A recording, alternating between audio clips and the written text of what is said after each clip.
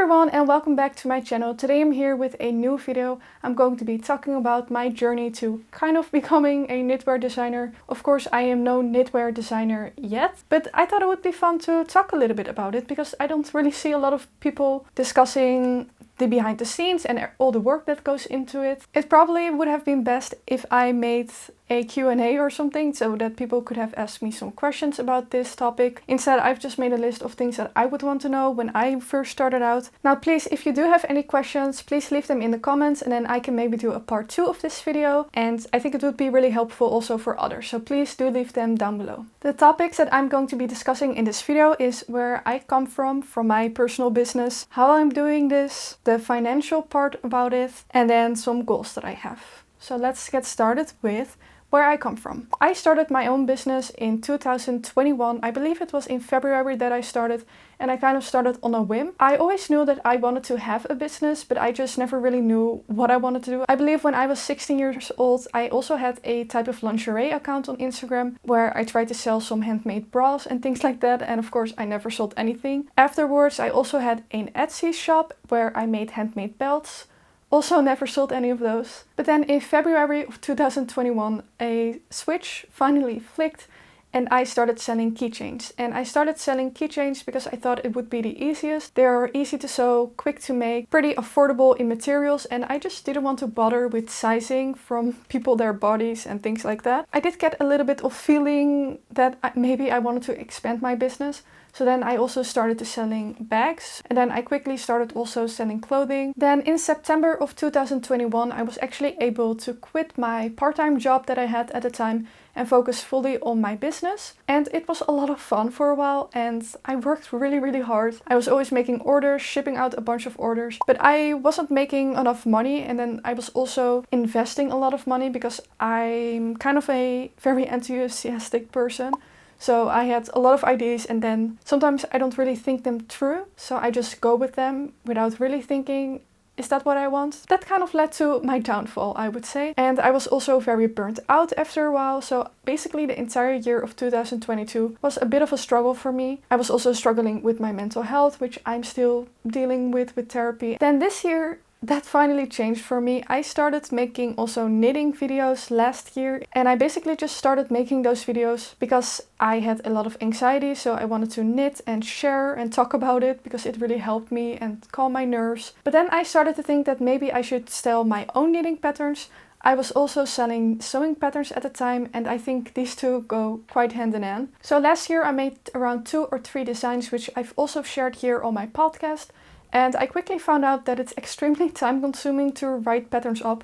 And that also brings me to my next point, which is how I'm doing this. The first thing is really about time management. Like I said, it's very time consuming to write a pattern.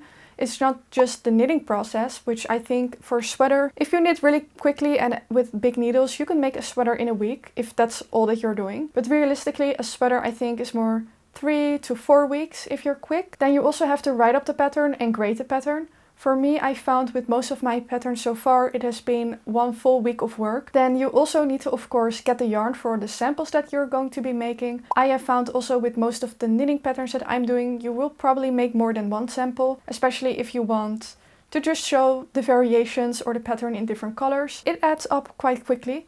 I also don't have any yarn support right now. I don't work with any businesses also since I'm just starting out. Then there's also the social media part of it all. Social media is also very time consuming. I've definitely noticed that in my first 1 or 1.5 years of doing business. It's oftentimes that you have to respond to messages or customer service late in the evening. It tends to just kind of be 24/7 thing. Right now I'm trying to limit that and a set time where I just say, no, I'm not doing any work-related things anymore so that you can actually relax. I think that's very important if you want to start a business, to set those boundaries and have a bit of a balance for yourself. Then there are also 2 things that you need in order to release a knitting pattern. So the first one is a tag editor and the second one is test knitting. Now I was actually really lucky to have found a tag editor. We kind of found each other in that way. So I've said before that Maddie F from In Her Skein is my tag editor. And I was already watching her knitting podcast and she mentioned that she wanted to get into tag editing. And I of course also mentioned in my podcast that I was designing.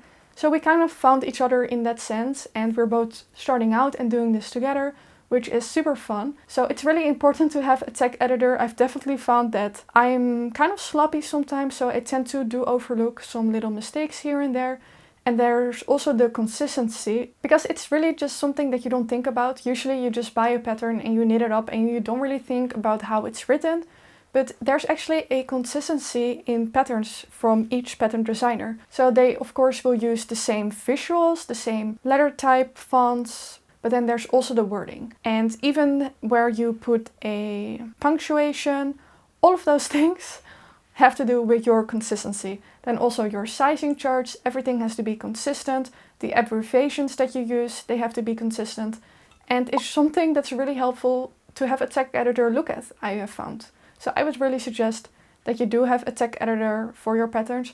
I also think it just creates a more professional look. Of course, it is going to be a financial investment. I think a knitting pattern is something that you have to invest a lot of time and money in before. But then once it's done, you can sell it however many times you want, because it's a digital product. So even in 5 years' time, you can still sell it, and you can also sell it in 10 years' time. Then the second thing is test knitting. I have so far been really lucky to have found all of my test knitters through Instagram. I on average have had around 30 applies for all of my test knits.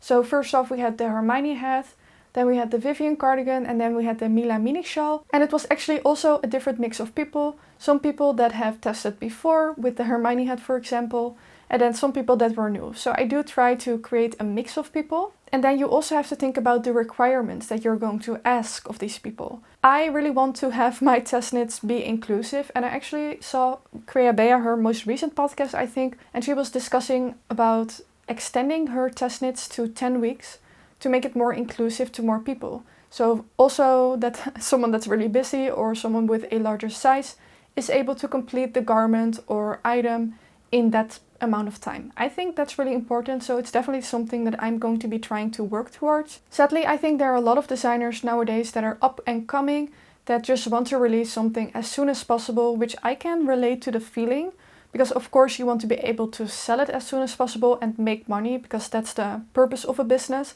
But then it's also important to, take a step back, because you're asking quite a lot from people that are not getting paid or are not supported in any other way than receiving your pattern, which probably has a few mistakes here and there to begin with. So what is the message that you're trying to send to people? How do you want the test knit to be? Do you want it to be more personal, or do you want it to be more professional?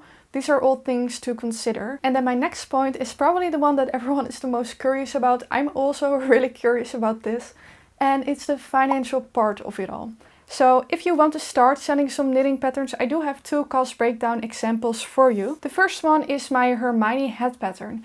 If you're unfamiliar with the Hermione hat, it's an all over cabled lace and bubbled hat that has 4 sizes, 4 brims, and then also 2 different versions. So it's a more complicated and extensive hat pattern or accessory pattern than usual. Now the way that I did my cost breakdown, there's of course the time that you spend on knitting the pattern and writing up the pattern, and that is more time that is lost. But I am going to be mentioning it just in case you want to do this full time, so you have a sense of how many copies you have to sell in order to be able to live and support yourself. But then of course there's also just the actual money that you're spending. So for the Hermione hat, I spent about 40 hours making the samples, and then I spent also 40 hours making the pattern. Then I would say an average or minimum wage in the Netherlands for a business would be around 15 euros. So based on that, that is already 1200 euros just on the time spent on creating the pattern. But then there's of course also what I actually spent on making this pattern. So of course you have the tech edit. A tech editor around the average is 30, I think, to 35 euros per hour. Then this tech edit was 2 hours, so it was 70 euros on tech editing. Then I made 3 samples, and altogether I spent 50 euros on a yarn. In total that is 120 euros. Which means that you have to sell 20 copies based on a price of 6 euros to break even. Now, if you wanted to do this as your job and you want to take into account the hours that you put into this, then you have to sell 220 copies to break even with this pattern. Then the next example that I have is the Vivian vintage cardigan, which is an all-over textured cardigan with a puff sleeve in an Aran weight yarn. I spent 120 hours making the sample. Then I spent 40 hours on making the patterns. So altogether in the hours spent, that would be 2,400 euros. But then the actual money that I spent on this pattern was of course the tag edit, which was 8 hours, so that is 280 euros. And then of course also the yarn. So I'm making 2 samples of this. Then I used one yarn that was more affordable, Drops Nepal, so it was 70 euros for the yarn. In total that is 350 euros. Then that means you have to sell 44 copies based on the price of 8 euros. But if you want to do this as your full-time job, you can add 300 copies to that number and then you will finally break even. So those are just 2 examples of what it kind of costs to create a knitting pattern. Then there are also some other financial costs and expenses that you have when you want to start selling knitting patterns. Now I have a subscription for Canva Pro, which is around 12 euros a month. It is definitely not something that you need, but I really like using it. I also use it for YouTube when I want to have a text on the screen. But it's of course not necessarily, it's just a nice to have, I would say. Then I sell my patterns on Ravelry and also on Shopify. And Shopify is not free, and I have a subscription for 28 euros per month. On Shopify you also have transactions fees that come on top of that. So that kind of fluctuates of course per month. If I have a lot of sales, then I will have more transaction fees, and it also depends on the payment method that people choose. And then the same goes for Ravelry. You also have transaction fees. I'm not sure actually what they are. I did actually calculate that they are lower than they are on Shopify. So technically I would make more money on Ravelry than I would make on Shopify. Then I also have a subscription on Stitch Fiddle, which is what I use to create all of my knitting charts. I got a yearly subscription for that, so I paid 27 euros for the entire year. Then there are of course also other subscriptions that you could have. So you could have subscriptions for example, Lightroom to edit your pictures. You could have a subscription for editing Reels or YouTube if you want to do YouTube on the side. There are lots of different things that can add to your expenses. Also the whole launching of a pattern, you have to take nice pictures and photography, and you can also hire someone for that, which would also be an expense. And then the last point that I want to discuss are just some goals that I have for my knitting designer journey. I definitely don't see myself as a knitwear designer. I have only released now 1 pattern. Of course I'm working very hard on increasing that number, but I don't see myself yet as a knitwear designer. So of course a goal of mine would be that I would consider myself that. I don't want this to be kind of my full-time gig. I really like to do this on the side of other things.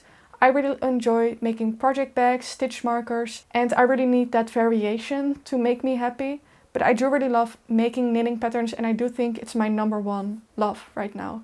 I think it would be really cool to sell, let's say 100 copies of 1 knitting pattern. I think that's an amazing goal to have for the end of the year. Then I would also love to reach, let's say 5,000 subscribers on YouTube by the end of the year. That would be really amazing. Of course Instagram is also really nice to have and to grow, because I do actually find all of my test knitters through Instagram. I'm also going to do test knit calls through my subscription on my Shopify. I just have to see if I can delete people from when I did other things with my Shopify. If you know anything about that, do let me know. And another goal would be maybe to create a knitting pattern that is out of my comfort zone. So for example, something with color work would be really fun to create. And I think those are kind of all of my goals. I do have a little bit of a set number for this year. I'm thinking 12 knitting patterns, so around once a month, which I think is quite a lot, but if I put my mind to it, I think I can do it. Also, please let me know what you thought of the quality of this video. I have just gotten a new lens on my camera, and then I also have a different microphone, spiced up the background a little bit, so I do hope that this was a more fun and pleasant experience for you to watch. So I hope you also enjoyed this video. I know it was a little bit different than usual, but I do hope that it was helpful for people that want to do the same, or just have this as a little side gig, as a creative outlet, whatever you want. And I will see you guys in my next video. Bye bye!